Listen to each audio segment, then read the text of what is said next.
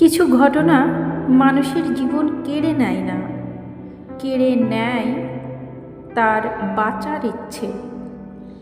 আর ঠিক সেই সময়েই কেউ একজন আসে, যে তাকে নতুন করে বাঁচতে শেখায়। আজকের গল্প সেই হারিয়ে যাওয়া আর ফিরে পাওয়ার একটা জীবন, একটা ভরসা আর একটা নিঃশব্দ ভালোবাসার গল্প।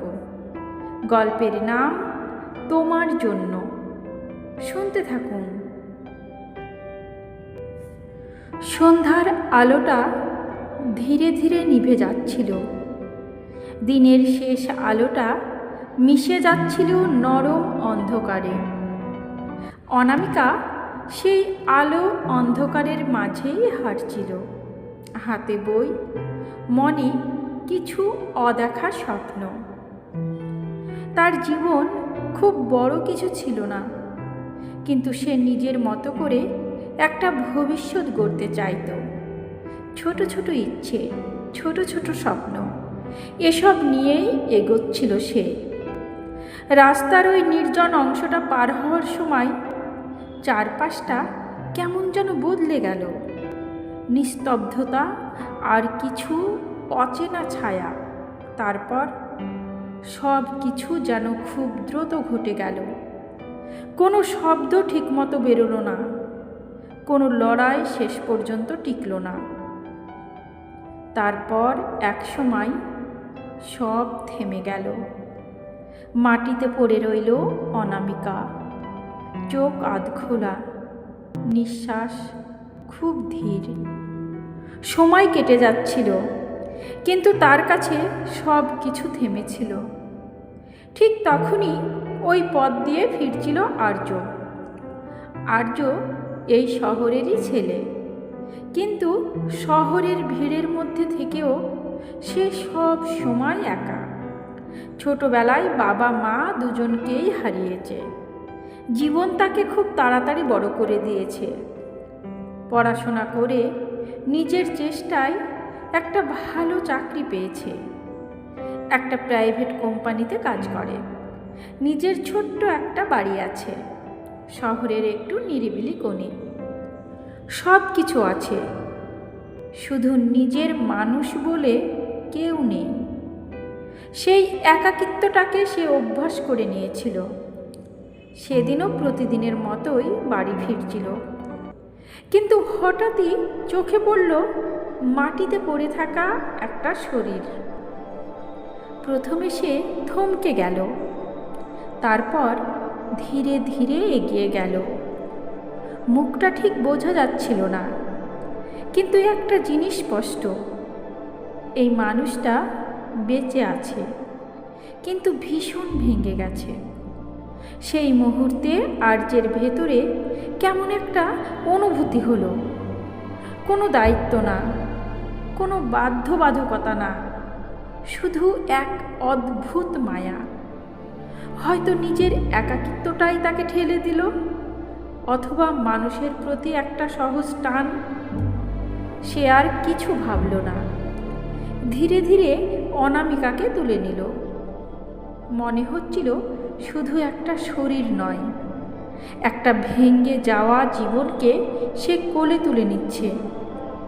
হাসপাতালের আলোয় ধীরে ধীরে ফিরে এলো অনামিকার প্রাণ। ডাক্তার বলল সে এখন নিরাপদ, কিন্তু তার ভেতরের ঝড়টা তখনও থামেনি। প্রথম কয়েকদিন অনামিকা কারো দিকে তাকাতো না। চোখ খোলা থাকলেও সে যেন কিছুই দেখত না। আর্য প্রতিদিন আসতো, কিছু বলতো না, শুধু পাশে বসে থাকত। একদিন হঠাৎ অনামিকা তাকালো তার দিকে। তার চোখে একটা প্রশ্ন ছিল, কিন্তু শব্দ ছিল না। আর্য হালকা হেসে বলল, সব ঠিক হয়ে যাবে। এই কথাটা হয়তো খুব সাধারণ, তবুও সেই মুহূর্তে সেটাই সবচেয়ে দরকার ছিল। সুস্থ হওয়ার পর আর্য তাকে বাড়ি পৌঁছে দিতে গেল। দরজাটা খুলল, কিন্তু সেই দরজার ওপারে কোনো আশ্রয় ছিল না। চেনা মুখগুলো আজ কেমন যেন দূরে সরে গেল। কিছু কথা শোনা গেল, যেগুলো খুব জোরে বলা হয়নি, তবুও ভেতরটা কেটে দিল। অনামিকা কিছু বলল না, শুধু দাঁড়িয়ে রইল। আর্য তার পাশে এসে দাঁড়ালো। চলুন। এই একটুকু শব্দ, কিন্তু এর মধ্যে ছিল একটা অদ্ভুত নিশ্চয়তা। ছোট্ট একটা বাড়ি, সেই বাড়িটাই ছিল আর্যর একমাত্র পৃথিবী। এখানে কেউ নেই, শুধু আমি, সে বলল। আপনি চাইলে থাকতে পারেন। প্রথম কয়েকদিন নীরবতা। অনামিকা নিজের মধ্যেই ডুবে থাকত, কিন্তু আর্য তাকে একা ছেড়ে দেয়নি, আবার জোরও করেনি। একদিন সকালে অনামিকা নিজে থেকেই রান্নাঘরে গেল, চুপচাপ চা বানালো। আর্য অবাক হয়ে তাকিয়ে রইল, কোনো কথা হলো না। তবুও একটা নতুন শুরু হলো। ধীরে ধীরে অনামিকা ঘরের সব কাজ নিজের হাতে নিতে লাগলো। রান্না করা, সব কিছু গুছিয়ে রাখা, সব কিছু। আর্য অফিস থেকে ফিরলে সব ঠিকঠাক পেত, তবুও তাদের মধ্যে একটা নীরব দূরত্ব ছিল, যেটা কেউ ভাঙতে পারছিল না। একদিন রাত্রে বাইরে বৃষ্টি পড়ছিল। আর্য অনেকক্ষণ চুপ থেকে বলল, আমরা কি একসাথে থাকতে পারি সব সময়? অনামিকা থেমে গেল, তার চোখে জল এসে গেল। না, এটা সম্ভব না। কেন? কারণ আমি আর আগের মতো নেই। কথাগুলো শেষ করতে পারল না সে।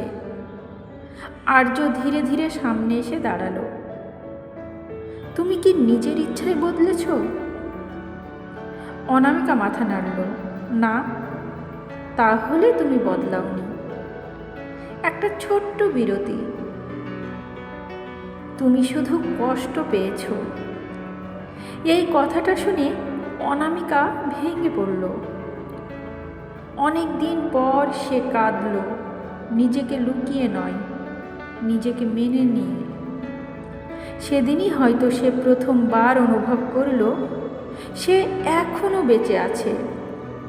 তারপর থেকে সব কিছু ধীরে ধীরে বদলাতে লাগলো।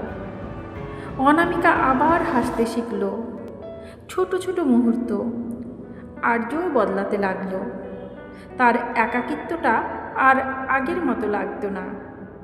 তারা একসাথে সময় কাটাতে লাগলো, কখনো কথা বলে, কখনো চুপ থেকে। একটা নীরব বোঝাপড়া তৈরি হলো। তারপর একদিন খুব সাধারণভাবে, কোনো আড়ম্বর ছাড়া তারা বিয়ে করলো। নতুন একটা জীবন শুরু হলো। একদিন সন্ধ্যায় বারান্দায় বসেছিল তারা। আকাশে আবার সেই ফিকে আলো। অনামিকা ধীরে ধীরে বলল, আমি বেঁচে আছি তোমার জন্য। আর্য হেসে বলল, আর আমি বাঁচতে শিখেছি তোমার জন্য।